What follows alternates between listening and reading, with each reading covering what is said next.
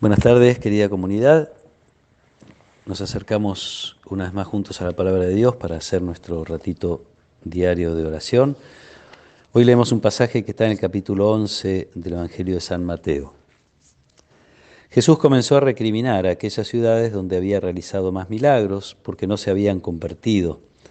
Ay de ti, Corosaín, ay de ti, Betsaida, porque si los milagros realizados entre ustedes se hubieran hecho en Tiro y en Sidón, hace tiempo que se habrían convertido, poniéndose cilicio y cubriéndose con ceniza. Yo les aseguro que en el día del juicio, Tiro y Sidón serán tratadas menos rigurosamente que ustedes. Y tú, Cafarnaún, ¿acaso crees que serás elevada hasta el cielo? No, serás precipitada hasta el infierno, porque si los milagros realizados en ti se hubieran hecho en Sodoma, esa ciudad aún existiría. Yo les aseguro que en el día del juicio, la tierra de Sodoma será tratada menos rigurosamente que tú. Palabra del Señor. La recriminación y seguramente el dolor del corazón de Jesús por estas ciudades hace referencia a tres ciudades que están en las orillas del mar de Galilea, como dice Marcos, donde más milagros Jesús había realizado.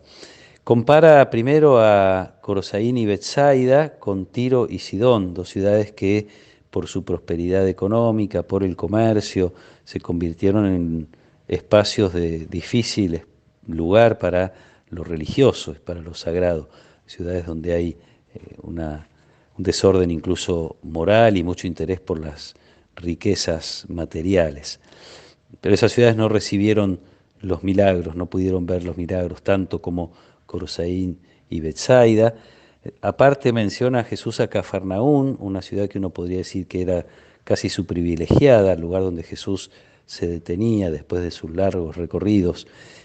Tenían el honor de tener ese visitante, ese huésped, cada vez que Jesús se detenía y se encontraba también con sus discípulos, como cuenta la historia en la casa de Pedro.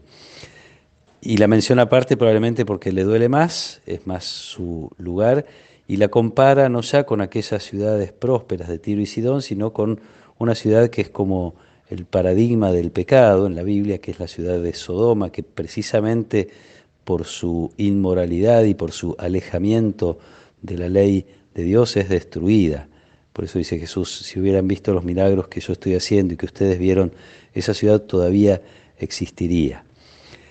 Una invitación que viene, yo diría, como vinculada a las bienaventuranzas, porque acá son, uno llamaría malaventuranzas. Ay de ti, Corosaín, ay de ti, Betsaida, del dolor de Jesús. En cambio, son felices quienes adhieren al mensaje del Evangelio. No basta haber conocido las cosas de Jesús, no basta para estas ciudades haberse maravillado de los milagros, como sabemos que sucedió, de los milagros que Jesús hacía, de su modo de enseñar. Llegaron hasta allí, pero algo que Juan en su Evangelio nos dice, usando sus palabras y sus expresiones más típicas, hablando de los milagros, Juan dice que son signos.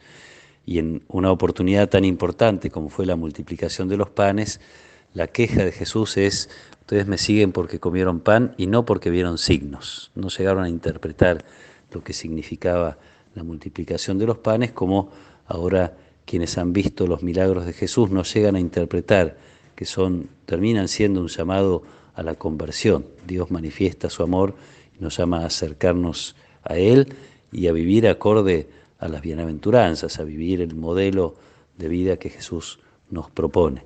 Pero además de la crítica del dolor de Jesús, de este reclamo que les hace Jesús ahí escondida allí, me parece una invitación para los lectores del Evangelio de entonces y ahora también para nosotros, una invitación en primer lugar a reconocer los signos que Dios ha hecho y hace en nuestras vidas, reconocer las manifestaciones del amor de Dios en nuestras vidas, reconocerlos para celebrarlos, ojalá también para maravillarnos y darle gracias, pero para percibirlos como una invitación a estar más cerca de Él.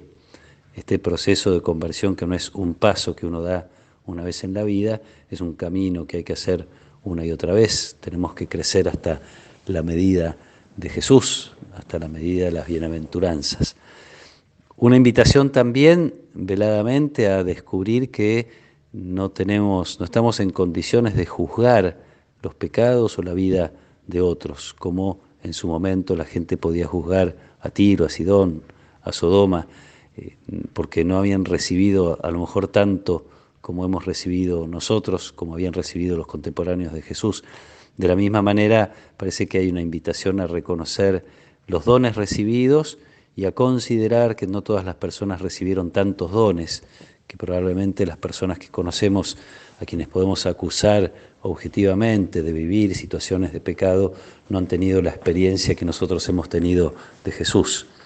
Entonces, como dos invitaciones en una, celebrar los dones de Dios y que eso nos haga testigos, nos haga deseosos de crecer en el conocimiento de este Dios que se nos revela y crecer en el amor de este Dios que nos manifiesta su amor. Y también abrir el corazón a la misericordia de Dios, que nos hace reconocer nuestra incapacidad para juzgar y nuestro deseo de ser instrumentos de que el reino también llegue a otros, que cada uno de nosotros a su modo, con sus posibilidades, haga también signos visibles, como los hacía Jesús del amor del Padre.